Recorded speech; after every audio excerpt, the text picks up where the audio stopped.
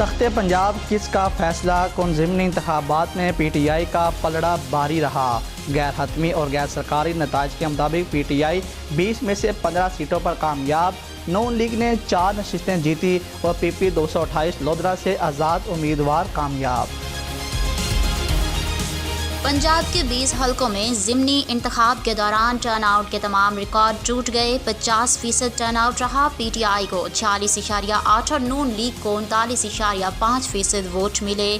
پسماندہ بکھر میں ٹرن آؤٹ 65.86% رہا۔ اسپیکر چودھری پرویز الہی نے پنجاب اسمبلی کا اجلاس آج دوپہر 3 بجے طلب کر لیا۔ اجلاس سے قبل تحریک انصاف اور مسلم لیگ کاف کے پارلیمانی پارٹی کا اجلاس ہوگا۔ وزیر اعلیٰ پنجاب کے انتخابات کے حوالے سے مشاورت کی جائے گی۔ عمران خان کی زیر صدارت پارٹی کی کور کمیٹی کا اجلاس آج 3 بجے ہوگا۔ تحریک انصاف پنجاب کے اہم لیڈرشپ اسلام آباد طلب۔ کور کمیٹی اجلاس سے قبل مرکزی اور صوبائی لیڈرشپ کی اہم مشاورت ہوگی۔ اسد عمر کہتے ہیں کور کمیٹی کے اجلاس میں آئندہ کا لائحہ عمل طے ہوگا۔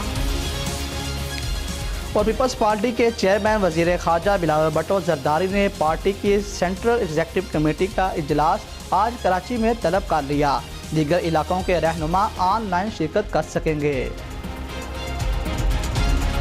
قانون سازی سے پہلے سندھ میں بلدیاتی الیکشن روکنے کا حکم دیا جائے۔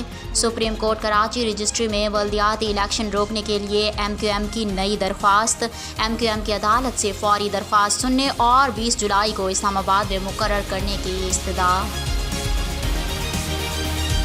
لانگ مارچ کے دوران توڑ پھوڑ کے 5 مقدمات میں تحریک انصاف کے چیئرمین عمران خان کی عبوری ضمانت منظور۔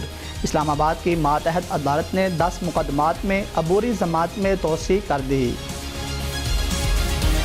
بشرا بی بی اور ارسلان خالد کی آڈیو لیک کی تحقیقات کی درخواست قابل سماعت ہونے پر فیصلہ محفوظ۔ قائم مقام چیف جسٹس اسلام آباد ہائی کورٹ کا عامر فاروق نے درخواست گزار کے وکیل سے کہا، ایک آڈیو لیک ہوئی ہے، آپ چاہتے ہیں ہم تفتیش کریں؟